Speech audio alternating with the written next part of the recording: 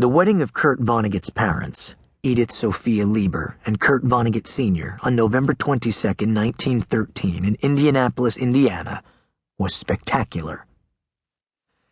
Edith's father, Albert, owner of a giant brewery who reveled in his reputation as one of the richest men in the city, threw a gargantuan reception at the Claypool Hotel at the northwest corner of Washington and Illinois streets, reputed to be the finest hotel in the Midwest. There were 600 guests, and those not chauffeured in automobiles arrived in horse-drawn carriages with jingling brass harnesses. An entire generation of rich Edwardians, silk-hatted or covered demurely by parasols, many of whom had been raised in Indianapolis's mansions on Meridian Street. Albert Lieber knew what his guests expected, and he did not disappoint. There was a 60-foot bar, choice meats, champagne, and dancing to an orchestra in the ballroom lasting until 6 in the morning. And, to the satisfaction of some guests, there was plenty of gossip to go around, too. The bride had graduated from Miss Shipley's finishing school in Bryn Mawr outside Philadelphia in time to come out for the 1908 season in London. Her first serious suitor, Kenneth Dolton, whose family owned the world-famous Royal Dolton Porcelain Works, had proposed. He said his father would buy them a house in Mayfair, hinting that they could live very well if her father would settle a good-sized dowry on her.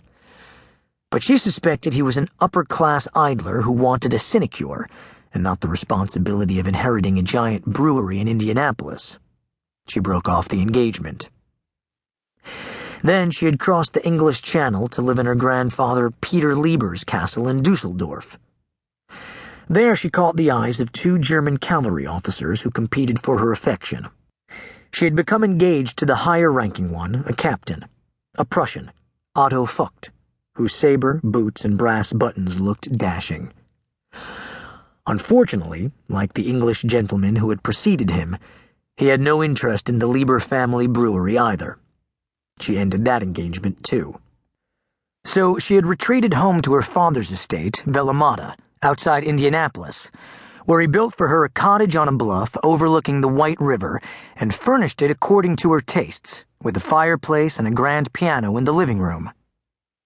Many days she spent hours strolling around the grounds alone. No one recalled exactly how the groom, Kurt Vonnegut Sr., came on the scene romantically, but he and Edith, 4 years his junior, had known each other since childhood. Both families belonged to Indianapolis's coterie of wealthy German Americans who gravitated to Das Deutsche Haus, the city's German cultural center.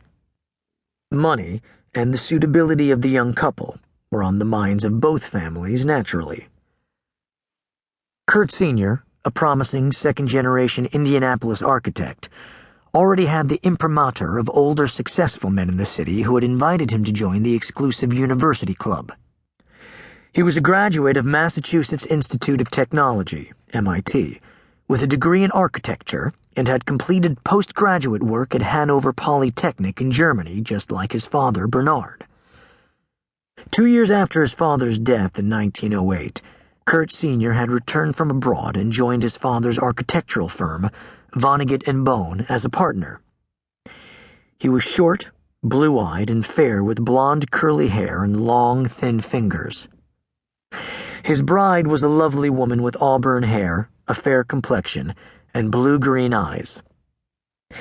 They had made a handsome couple at the altar of the First Unitarian Church, according to family members, the only ones invited to attend the actual ceremony.